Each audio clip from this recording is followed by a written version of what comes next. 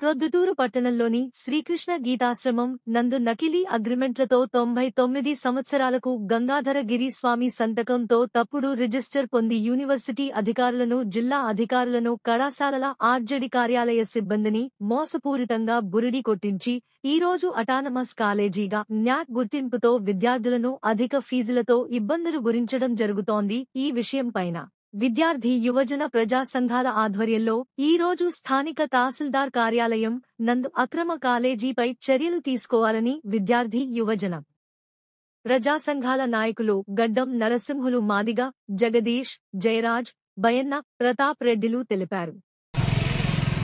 ఈరోజు ఉదయం బండేద్మూరు మండలం కడంకాల గ్రామంలో శ్యామల అనే అమ్మాయిని ఆర్ఎంపీ డాక్టర్ అనే ఎద్దుల సుబ్బరాయుడు అతని లైంగిక వేధింపులకు లొంగలేదని గతంలో కేసు పెట్టింది. ఆ కేసు వాపస్ తీసుకోకుంటే నేను చంపుతానని ఈరోజు రాత్రి తెల్లవారుజామున 4 గంటల సమయంలో ఆమె ముఖం మీద దిండేసి ఒత్తి హత్యాయత్నానికి ప్రయత్నించాడని, ఆమె పురుగుల మందు తాగి ఆత్మహత్యాయత్నం చేసుకోవడం జరిగింది.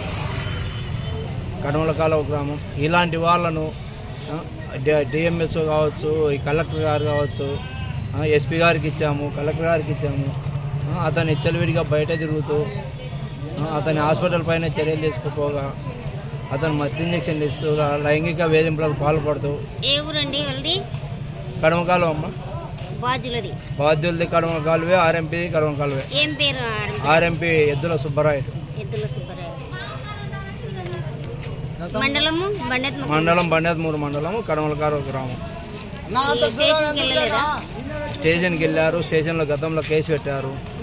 కేసు పెట్టినను అతను మళ్ళీ ఈరోజు ఉదయం తెల్లవారుజామున భర్త లేని సమయంలో ఇంట్లోకి పోయి ఆమెను చంపడానికి ప్రయత్నించాడని ఆమె మనస్తాపం చెంది మా పురుగుల మందు తాగడం జరిగింది. శ్యామల అనే ఆమె భర్త లేని